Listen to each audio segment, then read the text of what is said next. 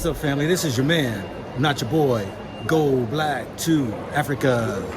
So I want to share this video right here with you all so that you all can see that even the hidden agendas of what was kept from us as a people, why we understand now why it was illegal to read.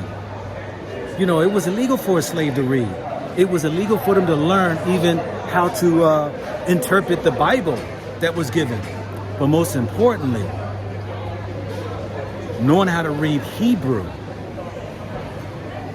was the ultimate hidden agenda.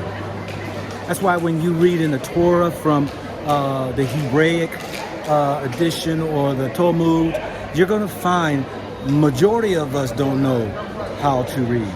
Shout out to my Hebrew Israelites out there who've delved in, who speak it eloquently, those out there who are very fluent in Hebrew, who are bringing out what these sources, these writings are saying. Take the video out and I'll be back. Africa has perhaps hundreds of millions of people with this identity right now of being from the people of Israel. Does that mean they were from the 10 tribes? Likely not. We were taught by the historians and within our own traditions that when the Romans conquered Judea a few hundred years after that the tribes of Israel went into exile, perhaps millions of Judeans were sold into slavery, into Africa, into Rome, deep into Africa. And if you look now, you're seeing people who are most likely the descendants of those slaves who kept true. I like to bring up a few specific examples because they're going to be game changers. One of them wrote letters to Israel when it became a state. And they said, we're Israelites out in Africa. You know, everyone laughed at them and they said, African Israelites, these people are just trying to jump on the first world country bandwagon. They're living in a third world country. They got nothing. We're coming to Israel. We got innovation, technology. So they're trying to get on this train because there's such a thing called the right of return. All descendants of the Jewish people from around the world are able to move to Israel. So they said we are also.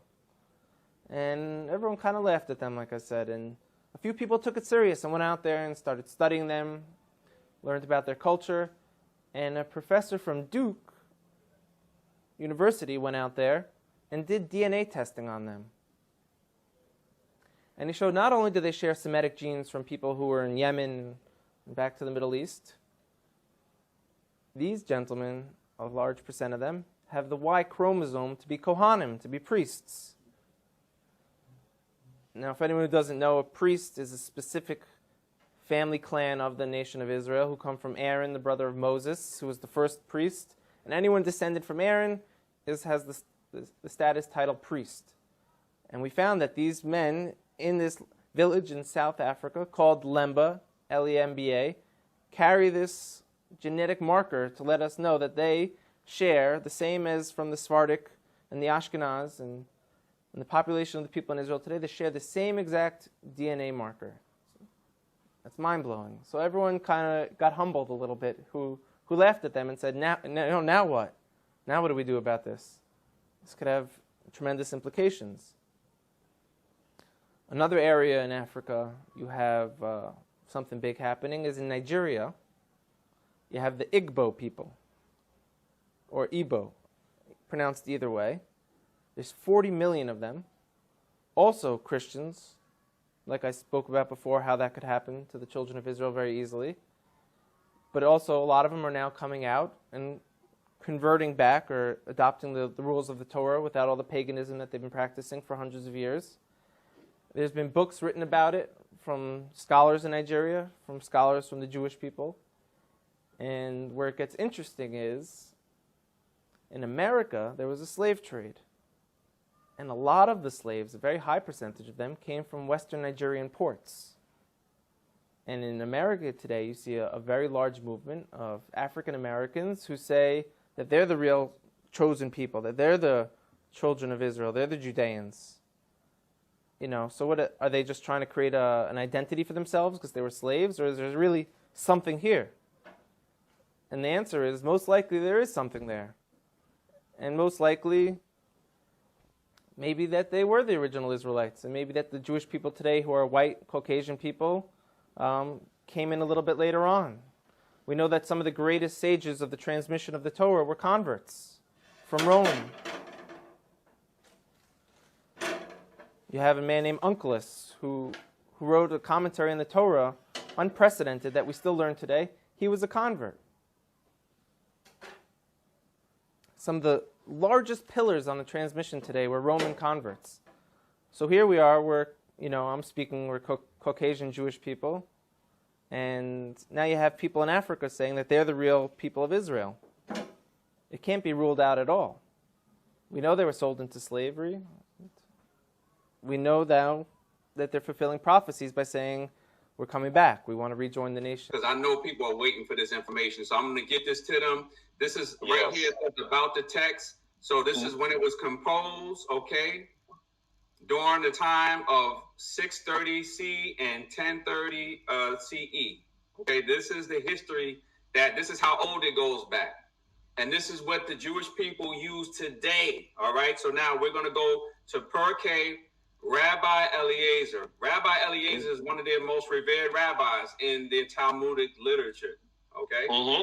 All right, so we're going to go to, contents, chapter 24, okay? So chapter 24. So again, remember, Sepharia, Pirkei, the Rabbi Eliezer, chapter 24. We're going to go to chapter 24, and it talks about Nimrod and the Tower of Babel. Nimrod and the Tower of Babel. We're going to read it in English first, and then I'm going to read it for y'all in Hebrew. I'm going to enlarge it.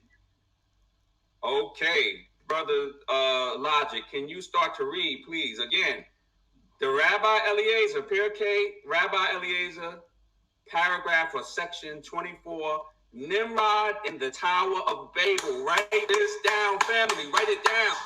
Okay, important. Nimrod in the Tower of Babel. Noah brought his sons and his grandsons, and he blessed them with their several settlements. And he gave them as an inheritance all the earth. He especially blessed Shem and his sons. He especially blessed Shem. Now this is about who we are. They want to say anti-Shemitic, right? Read, go ahead. He especially blessed Shem and his sons, making them dark but comely. And he blessed them, not making them, we're going to read it in Hebrew, to be what? Dark but comely. Dark but comely. And he gave them the habitable earth. He blessed Ham and his sons, making them dark like the raven. Ham was blacker than Shem, but Shem was black. Ham was darker. Go ahead, let's look at Japheth. And he gave them as an inheritance the coast of the sea. He blessed Japheth and his sons, making them entirely white. This is their book, family. Write it down. This is their book. Shem is black, Ham is dark black, and Japheth is white. That's right. So says the rabbis that they go by. And these were written for the time of our ancestors in Babylon, y'all. So we're going to show you. First, I want to show y'all the word in Strong, Shakor, 7835. This is why they don't want us knowing Hebrew, y'all. Okay? All right. Okay, so now it's on the screen. Let me see if I can enlarge it. I might not be able to with this. But this is what we're looking at, okay? 7835 on the screen. Shakar, a primitive group through the idea of duskiness or early dawn to be dim or dark in color. But what does it mean here, family? What does it say? To be black. To be black. To be black. Shakor means that you are black. Okay? Yes. The letters are Sheen, Kaf, and Resh. Shakor. That's the root. Sheen, Kaf, Resh. Okay, if it's plural, if it means many people are black, it would be Shakorim. Sheen, K, Resh, Yod, Methophi. But comely, no, it says he made them black and beautiful. Black and beautiful is what it says, not dark and comely. Black and beautiful. All right, so now let's read it in Hebrew, all right? Barak Lashem, and he blessed Shem. Ubaniah and his sons, Shekorim, to be black, of this word here. So he made Shem and his sons black with Naim. Naim means pleasant, comely, beautiful. Let's show them Naim. We have on the word on the screen here, Hebrew word 5,000, Nahweh. Nahweh means to be suitable or beautiful, to be comely or seemly. Okay, that means to be beautiful, attractive, fair to look upon. Naim, all right, means to be beautiful. All right, so Shekorim with Naim, black and beautiful. So this is what we're reading. Again, we're reading from the Talmud. All right, we are in, let me show you the chapter 24, right, of Rabbi Eliezer, chapter 24, okay? Nimrod in the Tower of Babel. This is how you spell Ham in Hebrew, Het Mem. And to Ham, Ubaniah, and to his children, Shekorim Keorev. He is black like a raven. So the Hamites were jet black. Shem is black. Ham is jet black. Okay? With Han-Hilam, and they shall inherit Kuf Hayam, the edge of the sea. Barak le-Yafet. This is how we say Japheth in Hebrew, Yafet. So the blessing for Japheth, Ubaniah, and to his children, Kulam Livani. So they would be white. This is how you say white in Hebrew. I'm going to show y'all. Lavan. This is the root, okay? Lamed Beit Nun, to be white. Okay? Lavan, to be white. Okay, Lavan is white, so Livane, okay? Well, Yahweh, okay? So let's read that. He blessed Japheth and his sons, making them entirely white, and he gave them for an inheritance the deserts and the fields. These are the inheritances with which he endowed them. Let me show you again the site. We are on Sepharia. This is where Living Library of Torah. Sepharia is home to 3,000 years of Jewish texts. We are a nonprofit organization offering free access to text translations and commentaries so that everyone, that means us too, right? So that everyone can participate in the ongoing process of studying, interpreting, and creating Torah. Darak Ellis, thank you. We appreciate the support. Y'all bless you, family. What do you think? You know, interesting enough, many of us wouldn't even know this, that this is exactly what they know it says.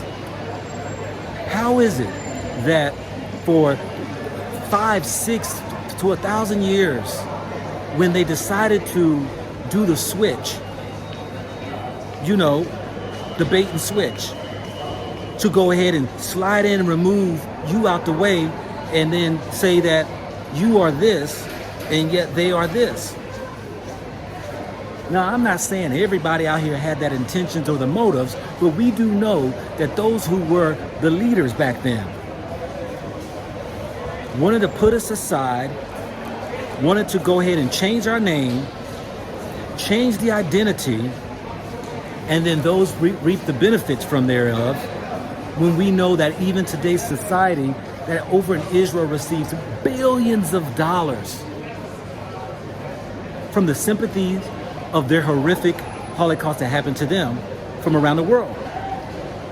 But what do we reap? What do we have? What do we have for what we endured, our people? It's time for us to get wiser, to educate ourselves, and really get into this whole identity thing. Now, some people don't think that, oh, it don't matter. These people are ignorant. You see, when there was a spiritual blessing given to a people, and you have one that might come in and say, I rightfully should be able to receive the wealth that's passed on to you. You know, if your mama and daddy left you something and somebody comes up and says, well, I deserve part of it too, you would be in an uproar. But I'm saying that what's rightfully yours, we can learn that even there were those who could take away birthrights and step in and try to receive blessings. Stay abreast and attuned. I'm going to go ahead and show many of the videos that I've run across over the years that I'm going to resurface to show that there is an error. There was an attempt. There was this idea that we are not who the ancient writings, the scriptures, the scrolls say that we're not. Let's wake up. Come to the truth, family. This is your man, not your boy. Go black to Africa. Think about it, think about it, think about it, think about it, think about it, think about it.